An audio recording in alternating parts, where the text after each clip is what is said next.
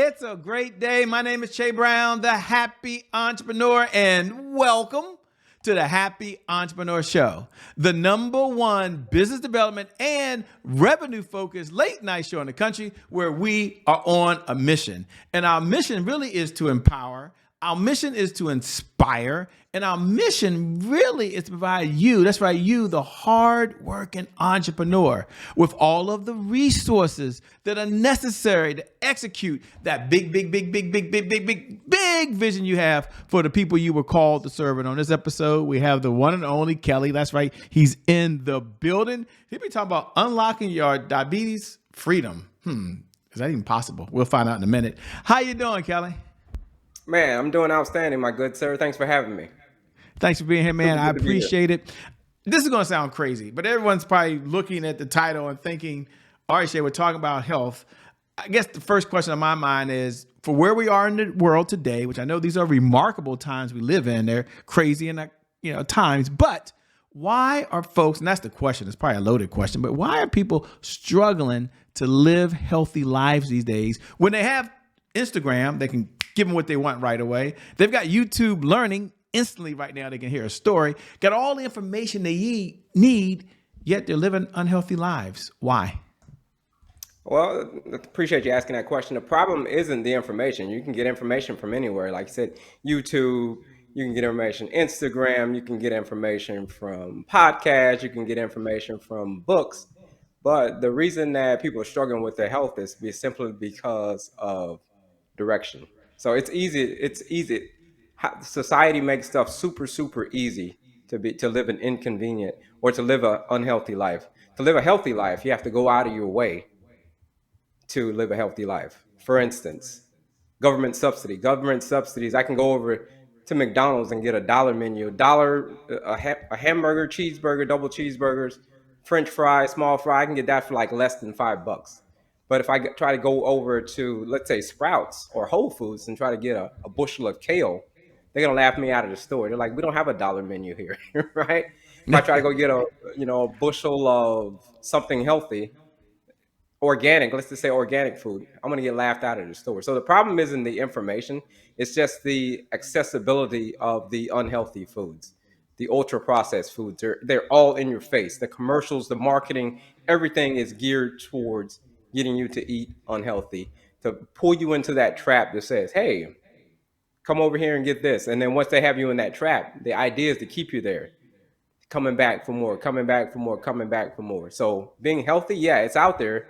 You can find it anywhere that you can look. You can find it. But the problem is execution and how simple that they make it to get the unhealthy stuff. So that's probably part of the problem.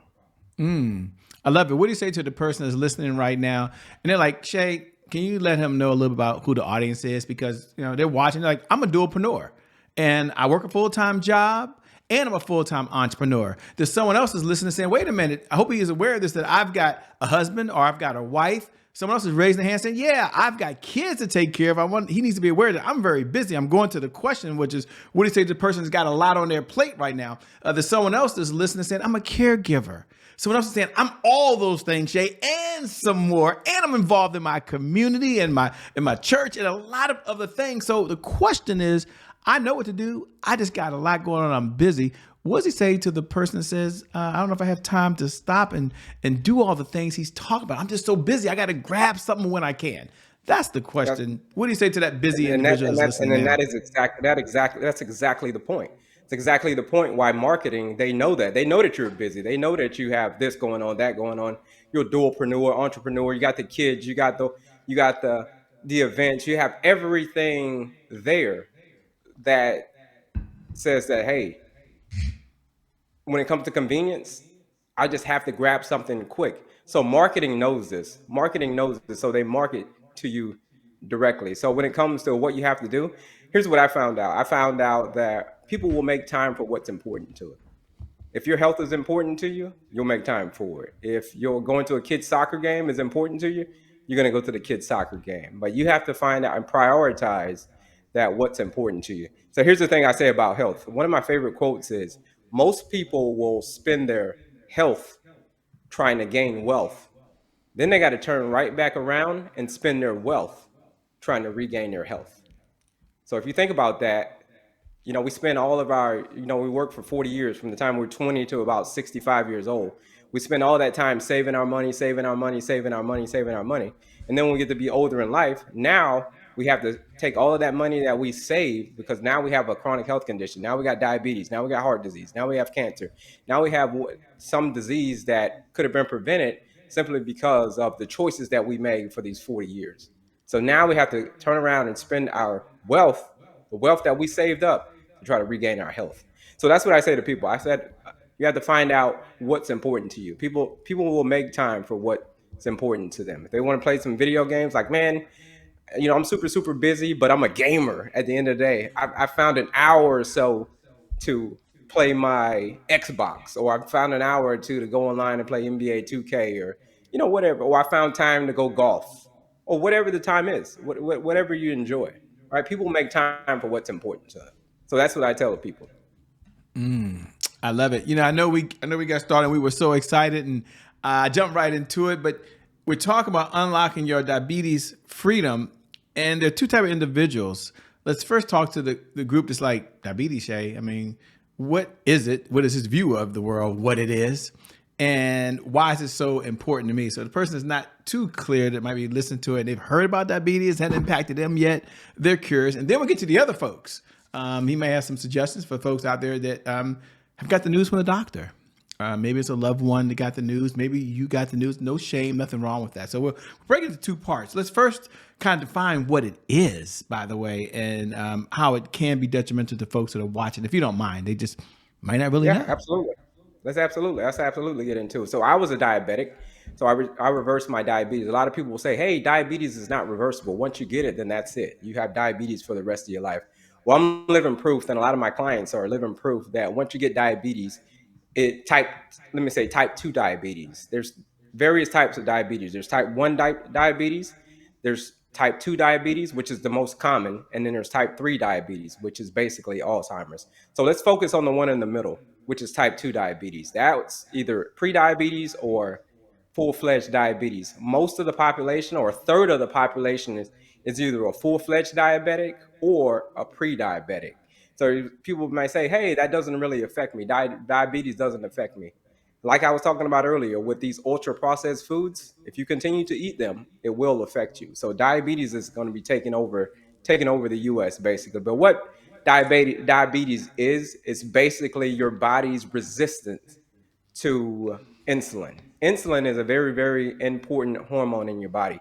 So every time you eat a carbohydrate, let's just say if you eat some rice, pasta, if you eat, cakes, cookies, ice cream, things that have energy in them, things that have glucose in them, your body or your liver will put out these hormones called insulin. And insulin, what it does is it takes the blood sugar and it puts it into your muscles. It stores it.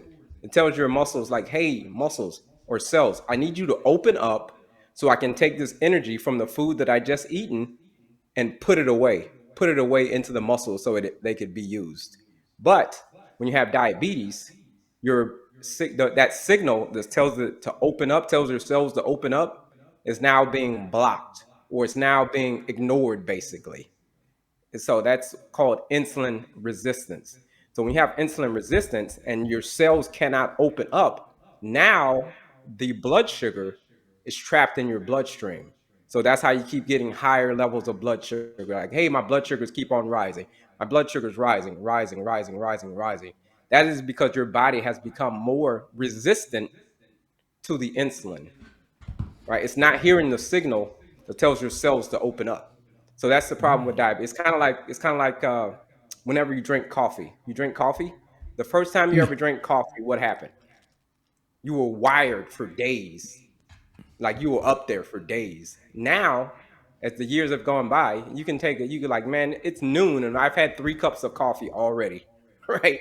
3 cups, and it's barely noon yet. And by the time 2 or 3 o'clock comes, like, well, comes that crash again. I'm on my fourth cup of coffee.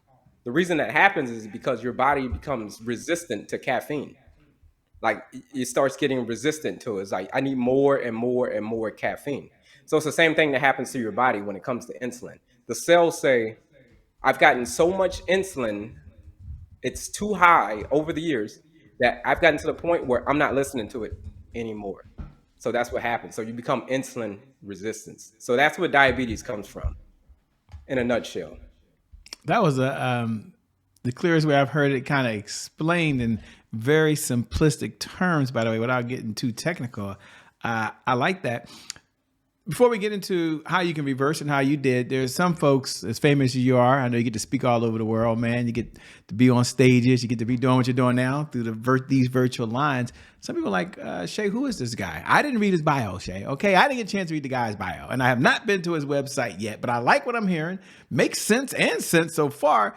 Slow down for a moment. Have him tell us a little about, well, you know, the question, who are you? What's the backstory? And what was that defining moment that led you on this path that you're on now? So appreciate you asking that. The path that led me on has been on this journey for about 4 or 5 years now. About five years now. In 2019, my mother passed away instantly from a heart attack. So she was here one day and then gone the next day. So she passed away from a heart attack, which heart attack is the leading cause of death worldwide.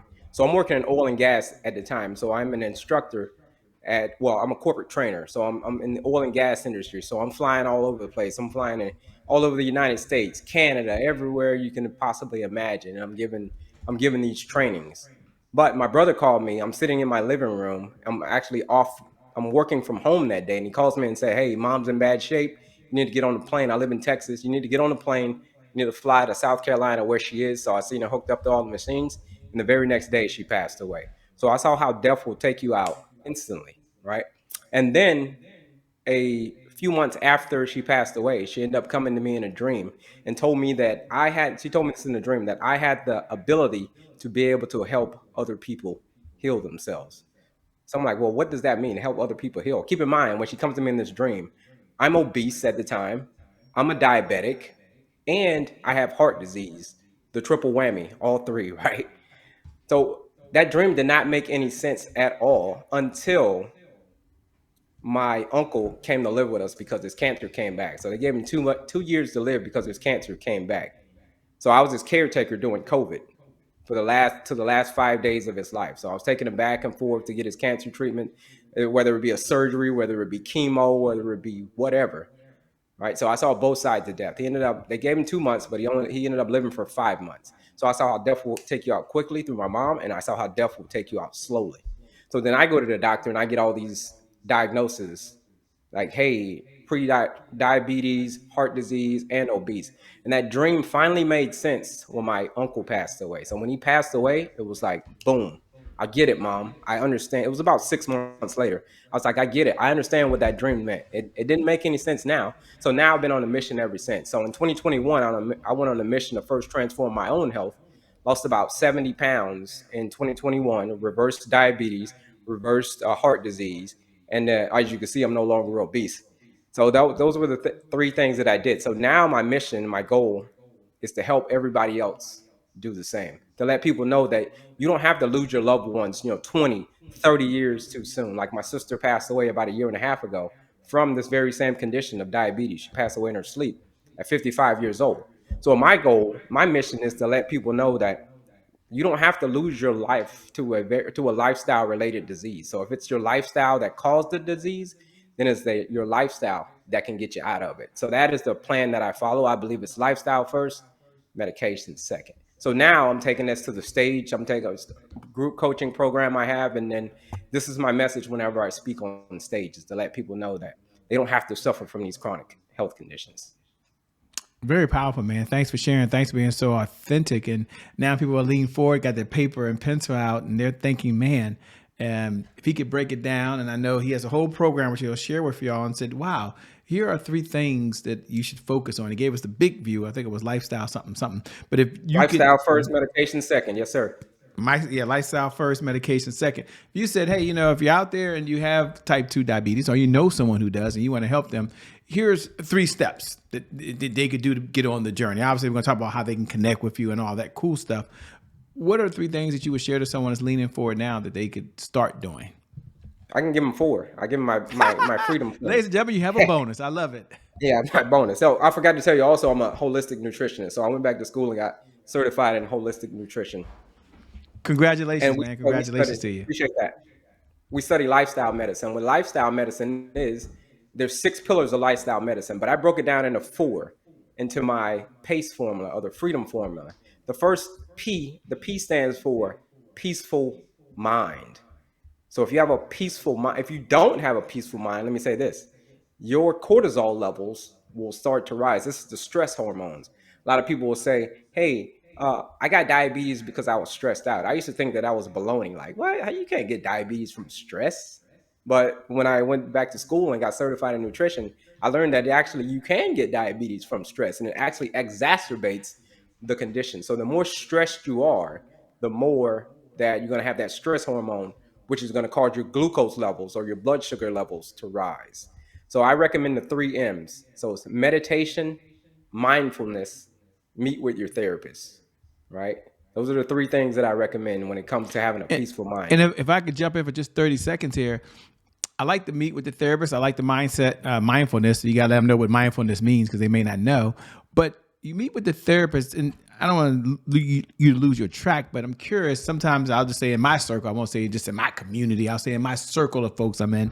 As soon as you say meet with a therapist, people are like, oh my gosh, you got a problem. Just go to church. And I'm a Christian, so I'm not making fun, but just go to church, pray, and it'll be just fine. And I think it's important to talk to a therapist. So can we slow down for just a second? I don't want you to lose your thought, but talk about the importance of talking to someone and talking with a therapist. And maybe you know, maybe you don't know, but how is that a little different than just getting someone to pray for you? And that's important. Prayer is important. Please don't send me any comments.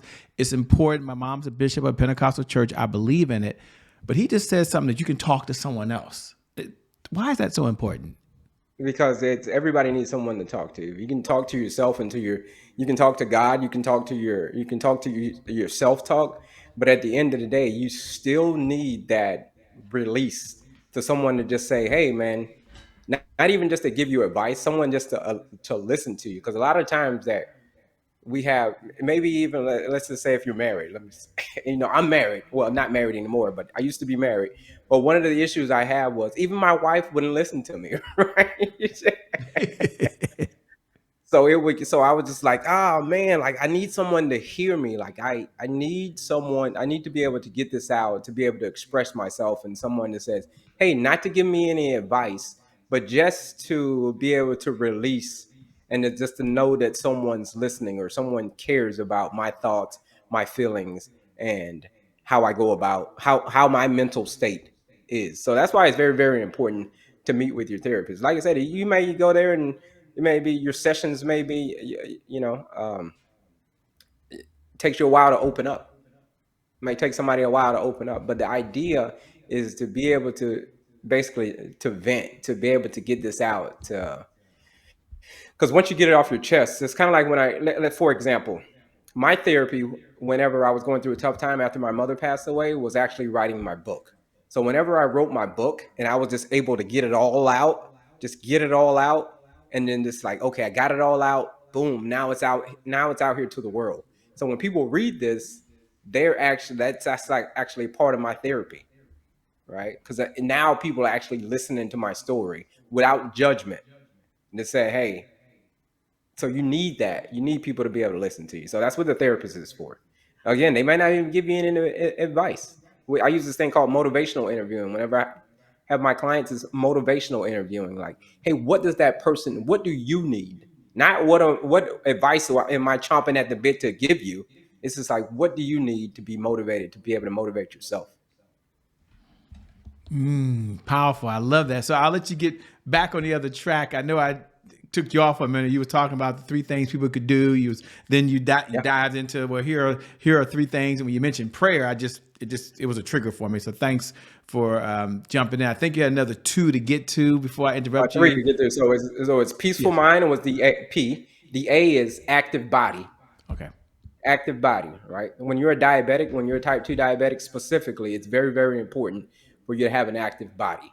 The reason you want to have an active body is because that insulin, like I talked about earlier, insulin, you want to bypass the insulin. You don't want your body to release insulin. So The second you start moving your body, being active, especially after a meal, is going to cause that glucose that you just ate to immediately go into your muscles. That's what exercise does. It makes your body more sensitive to insulin, which is what you want. You don't want it to be resistant, you want it to be sensitive. So that's the P and the A. The C is clean eating.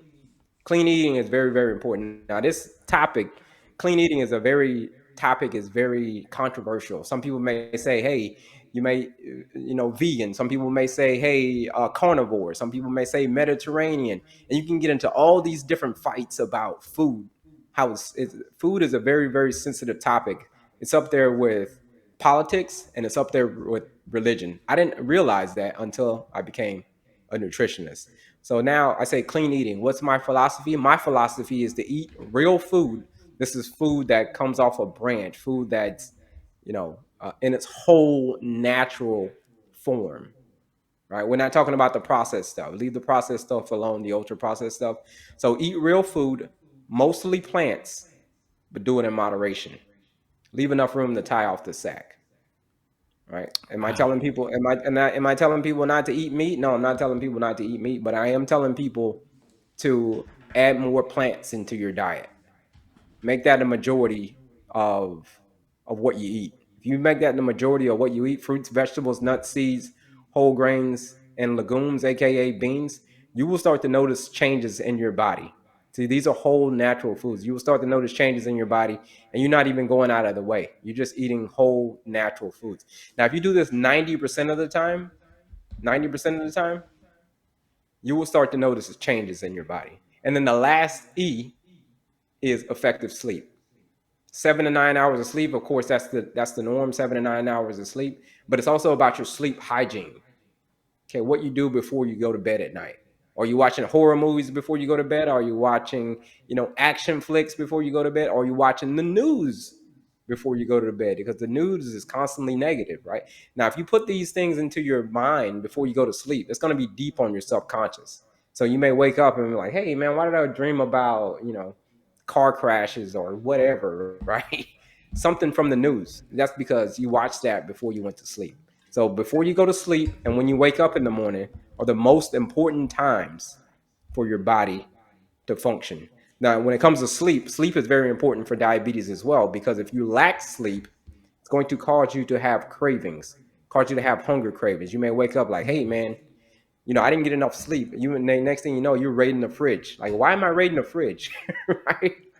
It's because you stimulated a hormone called ghrelin, your hunger hormone, to produce more of that because of the lack of sleep. So it's peaceful mind, active body, clean eating, effective sleep, pace. You maintain your pace for optimal health. And that's spot on, by the way. You take a moment. I know we're a little bit over. I want to ask two questions. How does water, you hear a lot of people say, drink water, drink a gallon of water, drink more water. Your body's made up of all this water. Mm-hmm. How does water play an effect in this? Do you have to get to that gallon a day? Is that really necessary? I know it's a That's crazy question, but I'm curious. no, someone asked me this last night. I was just on a show last night and they asked the same thing. So when it comes to water it's a very controversial topic as well, just like nutrition is. So when it comes to water, some people will like you said, some people say drink a gallon of water, or some people may say, hey, drink half your body weight in water. So if you weigh 150 pounds, drink 75 ounces of water. So it's all controversial, but at the end of the day, it's all about what water does is it makes things work better. So your condition is, or whatever you have going on inside of your body, the more water that you have, the more hydrated you are, the better things work. The lack of water makes things work not as effectively as it could. So there's no real number as to say like, hey, your body weight or a gallon of water, because even a lot of the foods that we eat, if you eat fruits, if you eat vegetables, these things are made up of water. So you can get your water from there as well. So it's not necessarily a set amount of water to drink. As long as you're hydrated, maintain your hydration, right? And the But last again, question, what water does is make things work better. That's what water does. okay, great. As we're coming down the home stretch, we're going to have them connect with you in a moment. I appreciate your time. I know you can always make more money, but you can't make more time. You have an expert on the other side, ladies and gentlemen, that's dedicating his life now to this, and guy that went from being obese, those are his words, not Shay Brown, to where he is now. And it's super incredible. What about fruit? I mean, because you hear, and again, you're getting one person's view of the world. I want y'all to hear me. Somebody might be thinking, well, hey, fruit has a lot of sugar. Eat fruit, don't eat fruit. Eat grapes, don't eat grapes. Eat a banana. But I've never seen a skinny 8 before. I mean, what is your view of the world on having fruits like grapes and bananas and apples and so forth? I'm just curious, I'm and someone glad. Yeah, listening might be curious as well. I'm glad you asked that, man. Fruit is. Here's the thing about fruit. Fruit in today's world is a dessert. This is what I want you to view it as as a A dessert. dessert? I haven't heard Yeah, that term. That's kind of funny. yeah, because we've evolved. It's evolved, right? It's kind of like you see how we have all these nice dogs out here. We have, you know, Rottweilers and Chihuahuas and Terriers and all these different types of dogs. All these cute dogs that we have. Now, all these dogs are derivative or they derive from gray wolves. Gray wolves is so they bred the dogs all these different types of ways to make them cute, to make them whatever. Now it's the same thing with fruit. So if you look at ancestral fruit, this it's not sweet like we have today, and it's not the seeds how we have the fruit that has no seeds in them. So these things have all been genetically bred to make them sweeter and to have less seeds. So these are not natural. These are, when you say, "Hey, go to the store and get some natural fruit." There's no fruit in the grocery store that's natural. Simply because you take an apple, you be like, you eat an apple, or let's just say if we eat, a melon or something, and you're like, "Oh man, what's the first thing you say?" "Oh man, that melon is not sweet." Right? Yeah. It's not sweet. All right. That and then we like, oh no, I don't want that. Or that one has too many seeds. So here's the thing about fruit. Fruit is to be eaten as a dessert. So never eat fruit by itself. For a banana, so if you want to eat a banana, you eat that banana by itself if you're a diabetic, guess what's going to happen to your blood sugar? It's going to shoot your blood sugar to the moon, right? And then back down. So when it comes to fruit, you want to say you want to eat berries. Berries are great fruits to have. So we're talking blackberries, blueberries, strawberries.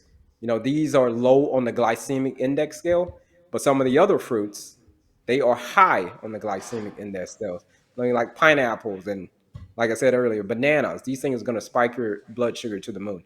Now, if you do have fruit, eat it as a dessert. I don't want you to eat fruit by itself, especially if you're a diabetic because it will literally spike your blood sugar to the moon. Because again, these fruits today are not natural. They are bred to be super, super sweet and to have But when that you say eat it as a without seeds fruit, and sorry, I everything. didn't mean to interrupt you. You say eat it as a dessert. You said eat it after dinner or have it After dinner, with your dinner. after dinner, just like a dessert, just like a dessert, right? So you never wake up in the morning and just eat a big fruit bowl. Just eat a big fruit bowl because what that's going to do is it's going to spike your blood sugar to the moon. Now, if you already have some food inside of your stomach, the spike, the glucose spike is going to be less because you already have food inside of your stomach to prevent the glucose from getting out there as quickly as it can. But if you eat if you eat today's fruit by itself, yeah, it's gonna be a problem for you when it comes to having diabetes. Wow, powerful, man. I love that. That is super, super powerful. So come down the home stretch. Two-part question. Number one, what do you do for fun when you're not out saving the world, man? Helping people be healthy. What do you do for fun these days in your spare Man, time? man, I love. This is what I love doing the most. I love riding. I used to ride motorcycles a lot back in the day. I don't have any hair now. It just used to flow through my hair. But as I've gotten older, I feel like I don't like motorcycles as much anymore. Now I have a slingshot. I don't know if you know what a slingshot is, but that's Yeah, absolutely. two wheels in the front and one on the back. That's kind of when you get a little bit older. You still want to have the wind hitting your face and going through your hair, but you don't want to be all slunched over and all that stuff. So I spend a lot of time out on my slingshot, riding, and enjoying the sun. That sounds so cool. Well, two-part question. One, how can folks, what type of clients are you looking to work with these days, if any? That's question number one. And number two, how can folks connect with you? How can they stay in this conversation over and beyond today, be part of your community, be part of what you're going on?